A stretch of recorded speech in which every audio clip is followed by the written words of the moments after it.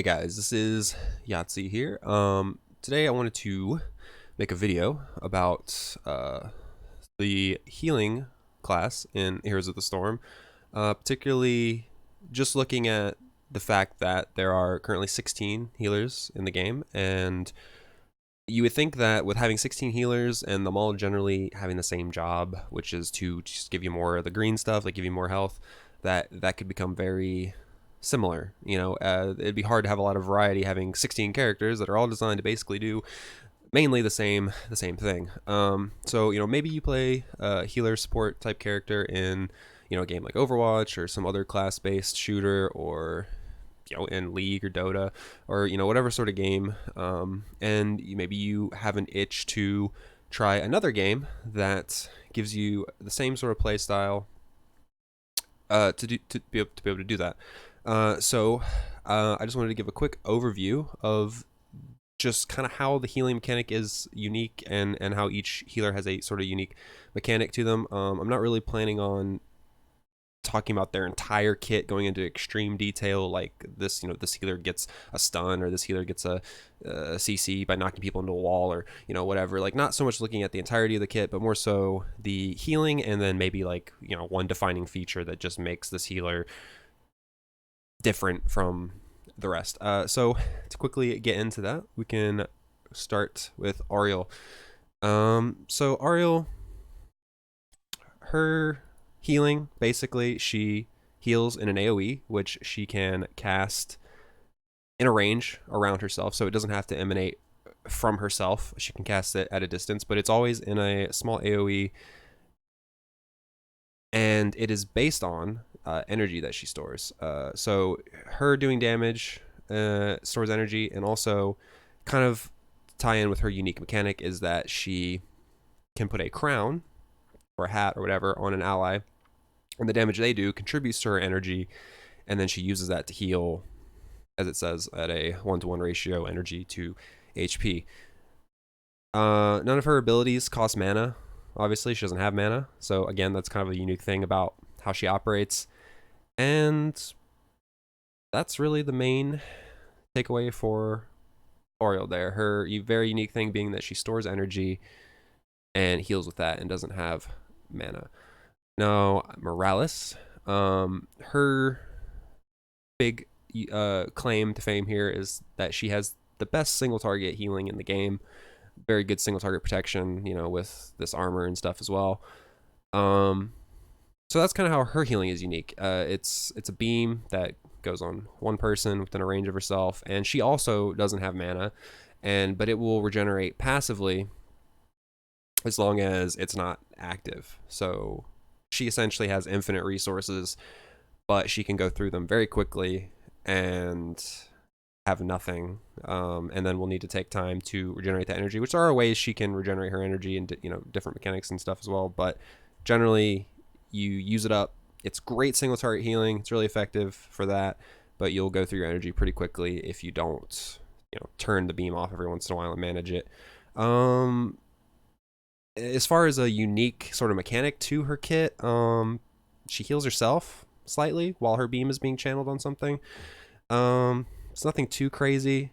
I would say the medevac dropship is very unique. It's a team, a global ability for your team. You can take everybody anywhere. It doesn't have a complete global range, but it's pretty big, so it basically is get you anywhere you need to go. And I would say that's a pretty unique feature of her kit, is to be able to transport your whole team anywhere on the map, pretty much on a 60-second cooldown. Pretty good.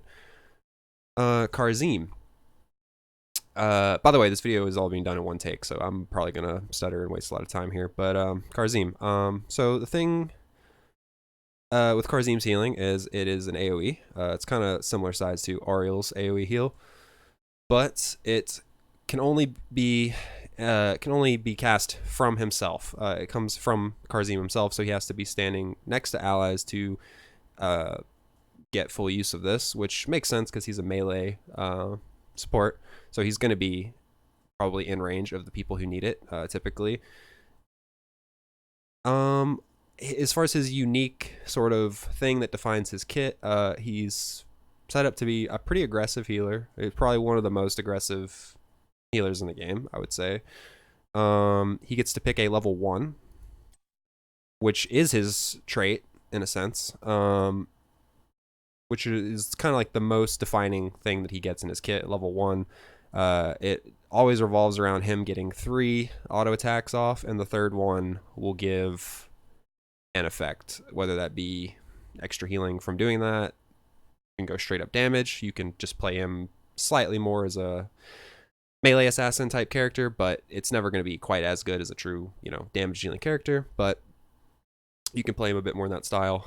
But that would be the defining sort of feature for his kit, is that every 3 auto attacks procs a special for his trait, depending on which one you pick at the start of the game. And that's mainly Kharazim for you there. Rehgar. Rehgar's unique way he heals is that he has a chain heal that he casts, and it will prioritize lower health enemies generally, I believe, or it might be just who's closest, but it will heal 3 people, whoever it's initially cast on, and then it will bounce to 2 other people as long as they're within range. And this is the only heal in the game that generally works in this exact way, so pretty unique heal, I suppose.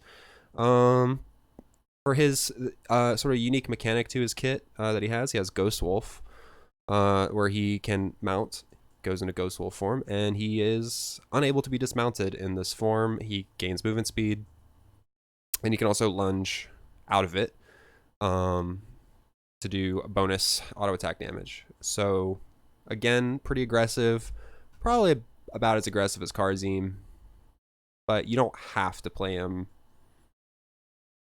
quite as aggressive to get decent value out of him, but you definitely want to be landing good bites on people. And this shield, you can cast it on allies, so you don't have to walk up to get value out of this AoE sort of damage ability that he has, but you can cast it on yourself and just go ham and run into people if you like as well. Also, he gets one of the biggest just burst heals in the game as one of his ults, so that's nice too. And they have Malfurion. His healing is pretty unique, I would say. He has regrowth, which is a hot. And the thing with this is that you want to get this out as many people as possible. Last 20 seconds, so you have quite a bit of time to get this out. Usually you can keep this up on about 4 people. Pretty easy. And then maybe later on with talents, it might make it a bit easier to keep it up on your whole team. So this isn't super potent healing. But the thing is that whoever has this regrowth ability or hot on them at the time, when you Moonfire, which is a small AoE that he can cast at a okay range, it gives them a burst heal based on how many people this hits. So, for instance, if you were to get this that increases Moonfire area, this would be a great boon for his ability to get bigger burst heals off, because you're way more likely to hit 2-3 enemy heroes, which is going to allow this to heal more. So yeah, so that's pretty cool. You basically have a laundry list where you just want to keep this on everybody in a rotation, keep this on as many people as possible, and then use this to get your burst heal. So that's pretty cool. It's for his unique sort of mechanic to his kit. It's not too flashy, but I believe he's the only support really that the main support that is able to give people mana. It's not a very common thing in this game to be able to give your allies mana, so it's a decent feature. Good roots. I mean, not too big of a defining unique feature, but the way his healing works is quite unique for the game, so that's pretty defining feature of Malfurion. Then Lucio. So Lucio, his healing works, you might be familiar with it from Overwatch, maybe, I don't know. He has a big radius, pretty large radius around him, where he just passively heals. It ticks very fast, very rapidly, but not for a lot. So it's a very weak heal, honestly. It's not that great, but the fact that it's always ticking and it can affect everyone in range, it's probably, it's pretty good against AoE dots, I would say. And then this, you're able to increase the healing of your base healing AoE by, on a 13-second cooldown.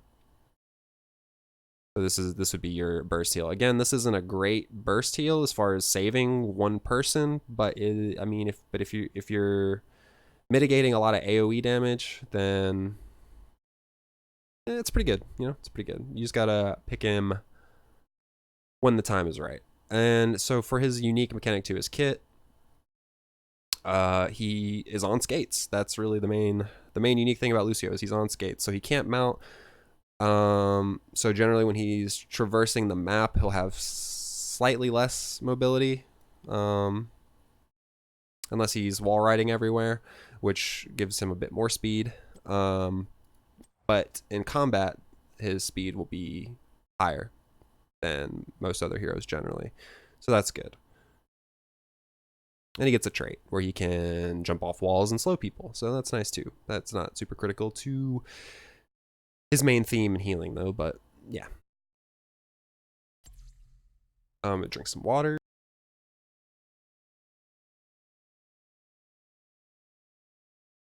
Okay, so Stukov. Stukov's healing, again, it's pretty unique, I'd say. You basically put a pathogen out on an ally, and it will spread to everybody on your team at least once, or, well, only once. And then you use your trait to trigger a burst heal for everyone that has this on them. So the thing with his healing is that you want to get this in a spot where it's going to hit the people that need it first, because there's a slight delay between this proccing on someone and for it to then like jump to the next person. So if the fifth person that gets this is the person that you needed to heal right away, it's going to be too late. So you want to get it in the spot that's closest to the people that need it, and if you can, then you let it spread to everybody, you know, if you can, and then you would proc this, which would explode those and give everybody a burst heal. So pretty interesting way of healing. This you're generally going to get out twice, or every other time this goes out, this will generally be up.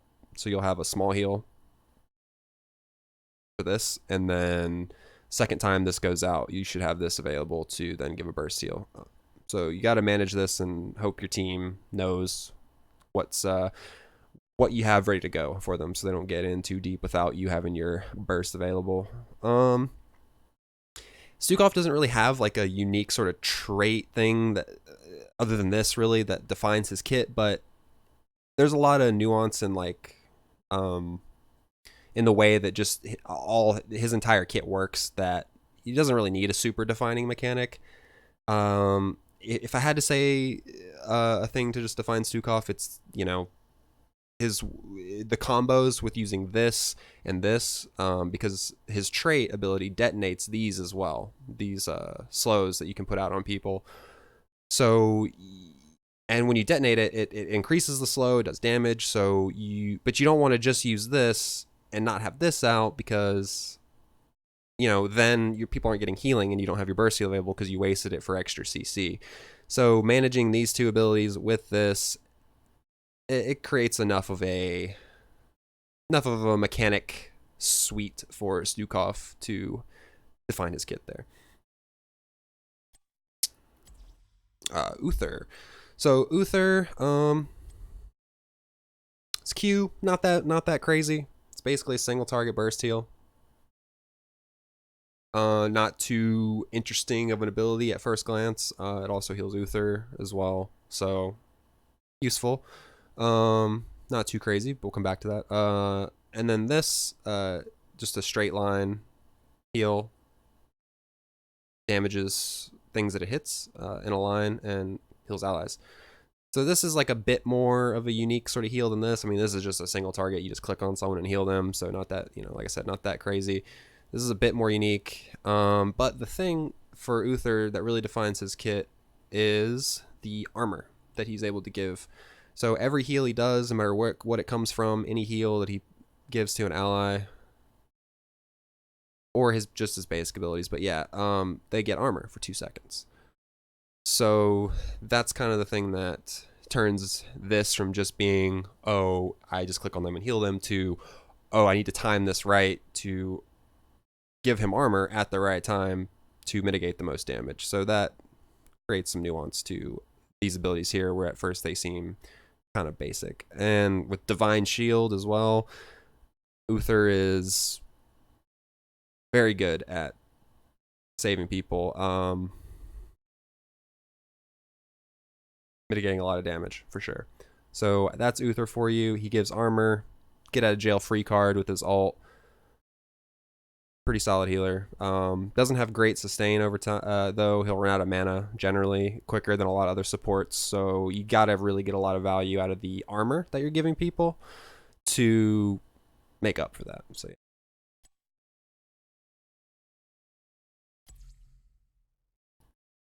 Okay, so Alexstrasza. Alexstrasza is probably one of the most interesting healers in the game, I would say. Her Q, again, it's just a point and click heal, which at first glance would seem kind of boring, but the unique thing about this heal is that it's based off 15% of your current health. So if you're at 100% health, you will heal 15% of your max health. If you're at 50% health, you will heal half of what you would have before. Well, it heals for 150%, 150% of that amount. Sorry. So it's more than 15% of your health, but again, it's still based on how much health you have, how potent this is. So higher health, you're gonna be healing them more. So this is the ability, your AoE heal that you put on the ground that will bloom after 3 seconds and heal for 20%. So this is how you're gonna keep yourself high health, so that way you can then get more value out of this. But where this is just kind of like a basic targeted heal, kind of, this is kind of her more unique heal. No one else really gets a heal that they just put on the ground and then triggers after a few seconds and also then heals for percent health. Like, this is a pretty unique heal for this game. So that's generally her kit. You want to stay high health for this. Be careful with AoEs and things with this. Enemy team can definitely take advantage of this ability. And really her unique thing that defines her kit is this, which is a really big cooldown. She turns into a dragon. It empowers her Q and her W. This heals for, I think, 30%. And this gets, or no, this is 30%. This is all the same, but you have more life. So, because this gives you 500 health. So this is stronger. This also, it goes all, like, doesn't have a cooldown. You can just spam it, basically. Or what has a few second cooldown, excuse me, but it doesn't cost life to use. So it doesn't, so you can just spam it. It won't, you're not going to kill yourself when you're in dragon form using this. You're not going to kill yourself using it out of dragon form, but you get what I'm saying. It's not as big of a penalty because it doesn't cost life in dragon form. So in dragon form, you're OP for sure. It's a great ability and very defining feature for her kit. It's very similar to, like Ragnaros, where he can go Molten Core into a fort and it's on like 150-second cooldown. Same vein as that, except just focused on healing rather than, more map control. So yeah, very unique healer. Then there's Ana. So Ana is a sniper. So it would only make sense that her main heal is a very thin line heal, and it will only heal one person, but it will pierce through the first person hit if they're full health, or it'll pierce through anyone that's full health and then hit the person behind them. That was an issue before, they changed that. So again, pretty unique heal. No one else in the game gets a heal like this. That's basically a snipe heal, 2-second cooldown. You spam the fuck out of it. Pretty unique. This can buff her heals. You throw this on an ally, it'll increase the potency of her heals for a few seconds and also deny healing on enemies, so that's good too. As far as the thing that really defines Ana's kit, I mean, this is okay. Like, flying doses heals you. This is pretty weak. It's, I don't know. The fact, just the fact thematically, or thematically that she's just a sniper is really the main thing that kind of defines her kit.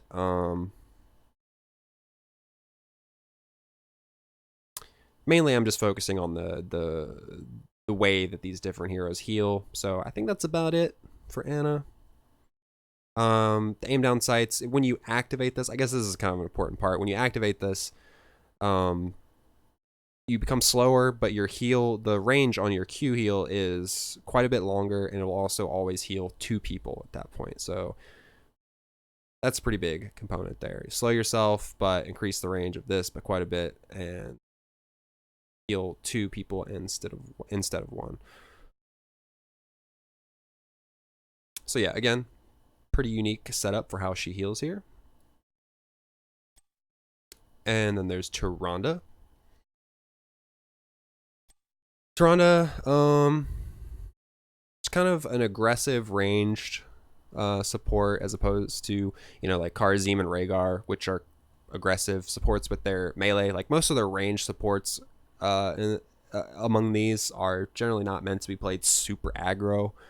Whereas Tyrande, with her heal, it's a targeted Q heal, so not that interesting in that sense. But she gets 2 charges of it, and as she auto attacks, she gets CDR for this. So that's the thing that really incentivizes her to walk up and get auto attacks and be more aggressive, because it gives her more CDR for her Q. So if you're really focused on the healing part, you definitely want to do that. Or if you're just playing well in general, you're going to be trying to get a lot of auto attacks off. But she brings, this stun, which is big, and I would say the defining thing with her kit really is that she's there to be an aggressive support and bring a bit more damage potentially than some of the others. Her trait, it's not as defining as like maybe Lucio's skates or Ariel's hope generation or whatever, but she gets an armor debuff for a second cooldown, so that's pretty nice. So really, her unique sort of theme is just being an aggressive support, bringing extra damage, allowing your team to do more damage, and yeah, and that, I would say that's pretty much Tyrande for you.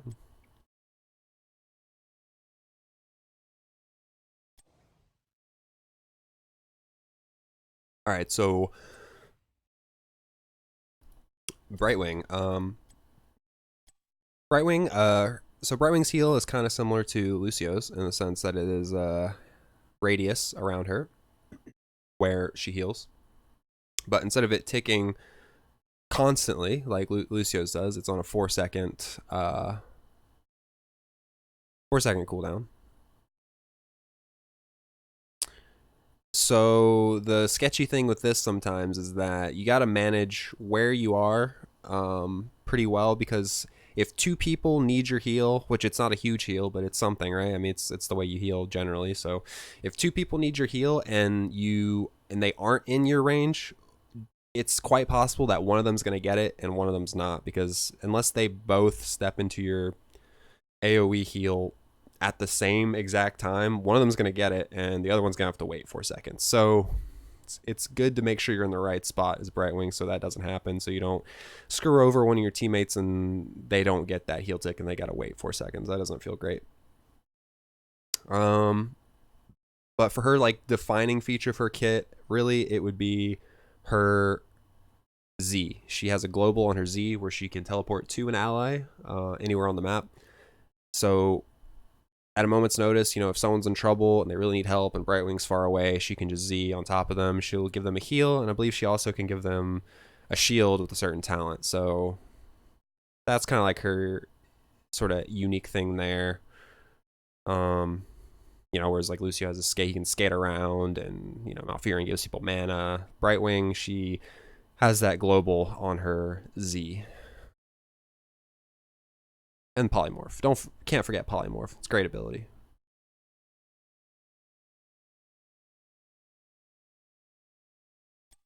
Okay, and then we have Deckard Cain. So with Deckard Cain, again, his healing is quite unique compared to every other healer in the game, I would say. So he has healing potions, and you can throw these directly at someone. so it could act like a auto target sort of, just single target, heal. But if you don't hit someone when you throw it, it will stay on the ground, and you can have up to 5 of these sitting on the ground at a time. So you can, for instance, if you have a solo laner, you can go up there, throw a couple potions behind the wall, and then as long as you don't throw 5 somewhere else, those will just be sitting up there, and you can be on the other side of the map, and your solo laner can pick those up when he needs them. So that's very unique. No other healer has the ability to just bank heals and just have them sitting out on the map ready to go, particularly when you get his level 20, which has been nerfed a couple times. I think from 5 to 6, and then from like 6 to 8 seconds, they'll automatically recharge. So in certain situations, if you're trying to control a certain area, Deckard Cain is amazing for that, because you'll have, for instance, potentially this ability as well, where when the potions sit around, they become stronger. You combine it with this, where they recharge automatically. You'll just have giant heals just sitting around everywhere, just replenishing. And as long as the enemy team is willing to play into the area that you've set up, then you have a huge advantage there with the amount of healing Deckard can do. Sure. And the unique thing with his kit, it's not too crazy of a mechanic, but when he's near one hero, at least one allied hero, he gains 10 armor, and his basic abilities recharge faster. So the heals, his slow, his root, all this recharges faster. So Deckard's thing is he likes to huddle. He likes to have a warm hug from one of his allies to make him a bit more effective. And he likes to tell cool stories. Okay, so then we move on to Anduin. Anduin, his Q, again, it's kind of weird. Like, it's a single target Q. Instant, auto target, single target ability. So it seems kind of boring. The unique thing with it is that it has a 0.75 second channel time.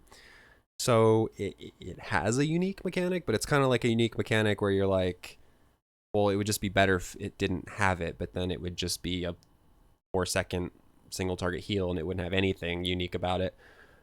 So it has it, but it's kind of weird because it would be better if it didn't have this. But if it didn't have the 0.75 second channel time, then they'd probably have to nerf the heal down to like 220 or whatever would bring it back in line, and then it would just whatever. But his W is actually pretty unique heal. It goes out. It's kind of similar to Uther's W ability, where it goes out, damages. But the thing about this is that when it will heal your allied heroes on the return trip, and it'll heal them more based on the amount of enemy heroes you hit. So you're rewarded for targeting this well, hitting a lot of enemy heroes, and then on the return trip, you can actually maneuver yourself, side to side or whatever to angle it so you hit as many people as possible on the return of this. So you can definitely maneuver to get the most value. Aim it well, and then maneuver well on the way back to make sure it hits as many people as possible. So that's pretty unique. And then his sort of defining mechanic or trait, whatever sort of mechanic, would definitely be this. Like, this is a crazy ability. Typically, you could get unstoppable from like a cleanse or something, and it's on a 60-second cooldown. But in that 1 second, when you use that unstoppable on someone, they're generally not going to get as far away as this is going to pull them. So this is like just a better cleanse for the most part, unless your ally wanted to stay in. But a lot of the time, I feel like a lot of time when you use a cleanse, you're using it to get someone out.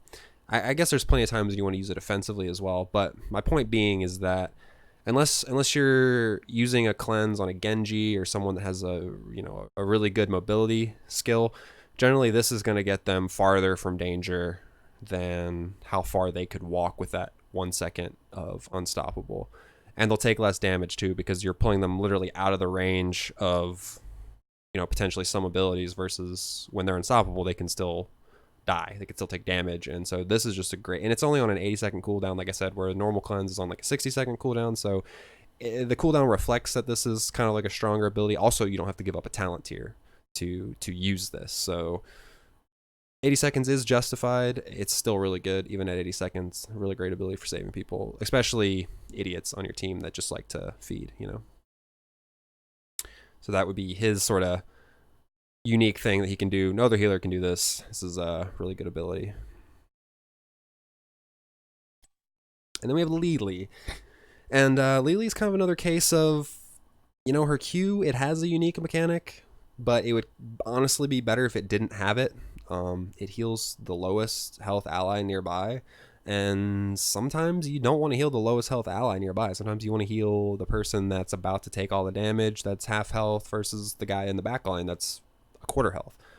So you got to position in the right spot on Lily. It's not an incredibly large range of her heal, but it's big enough to where it will screw you over sometimes and you won't heal the right person. But because it heals the lowest health ally, it'll usually end up where it needs to be most of the time.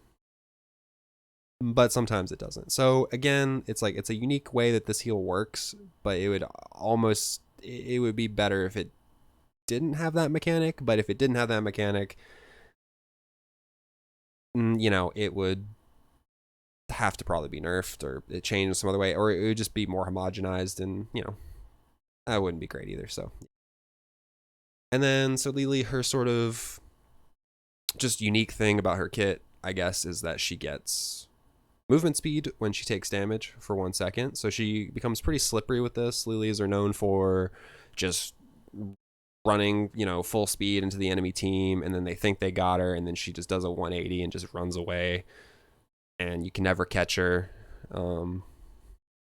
That's a feeling you get sometimes when you're going against a Lily. So she comes pretty slippery with this, and then if you get this definitely helps because the 1 second's not very long.